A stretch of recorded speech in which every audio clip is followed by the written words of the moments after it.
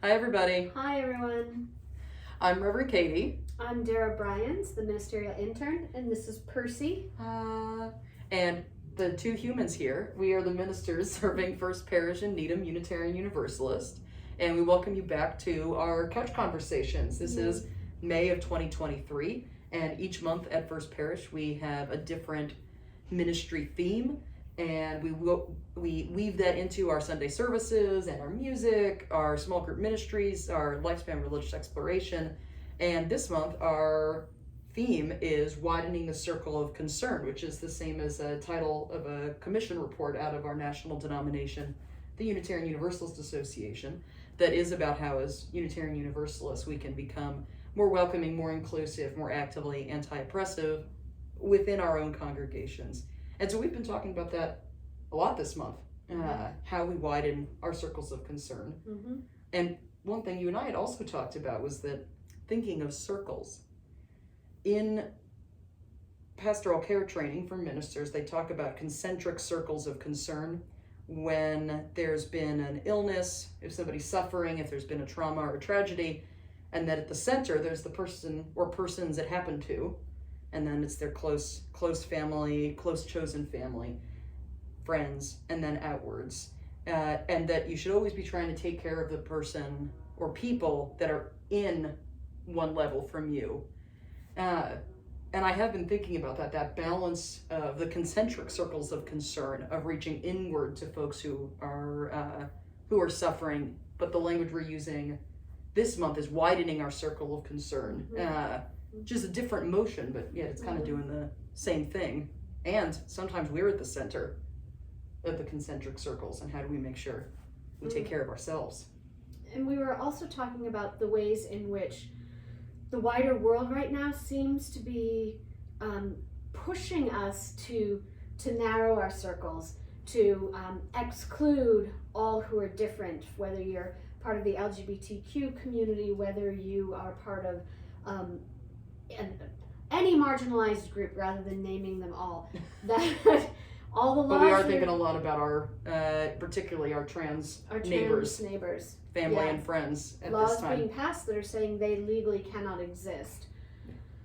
And as Reverend Catie says, anyone with a uterus who no longer has bodily autonomy, that the outside forces are asking us to close our circles, to circle around our loved ones and protect them and keep everyone else out. And we've been talking about the ways in which, as Unitarian Universalists, we are called to live our values into the world, to take the love that we see threading and connecting us all and using it as a force for good. And yet, because of our world today, we have to acknowledge that we are stretched thin. We are tired, we're weary, we're exhausted. And as Reverend Catie said, sometimes you have to just circle in and take care of yourself before you can reach your circle wider, sort of the oxygen mask analogy. Yes. Yeah. Yeah. That if you can't take care of your basic self, get that oxygen mask on, you're not going to be able to help the person next to you. Even if they are more vulnerable. They always talk about that in the context of a child with their grown-up. Gotta put your own oxygen mask on first. And you actually do. Because they're not gonna be able to do it themselves if you pass out from lack of oxygen. And I find that in our Unitarian Universalist congregation, I imagine this is similar in others, that if a person is unable to attend a justice event, they're not able to make the phone calls to their representatives, they can't do the postcard, any of those, they can't go to the civil disobedience. They're often very apologetic. They say, like, I'm so sorry I can't do that. I know it's the right thing to do. And what I often say to them is like, well, you can't go this time and someone else will go this time. We can't go to all the things. Yeah. I do have a friend from seminary who, our joke is that that's the only time we ever see each other, because I think she does actually go to all the things. But most people can't go to all of it. And so I think for each of us, especially in this time of waning pandemic, we're very burnt out from having to live through this pandemic.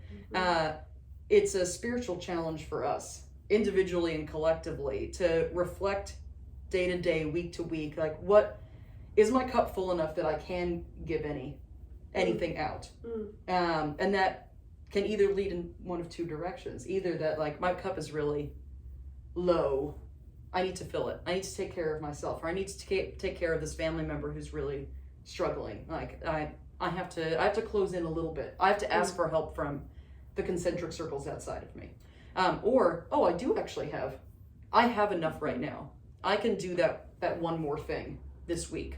And I think that's the beauty of living in religious community, is that that when I don't have the inner resources to do that, to take care of the other, I can trust that Reverend Catie, who maybe is not as depleted, can. That when we're in community, we can rely and trust others to pick up where we are unable to, knowing that there will come a time when it's our turn to be the one picking up and helping the other.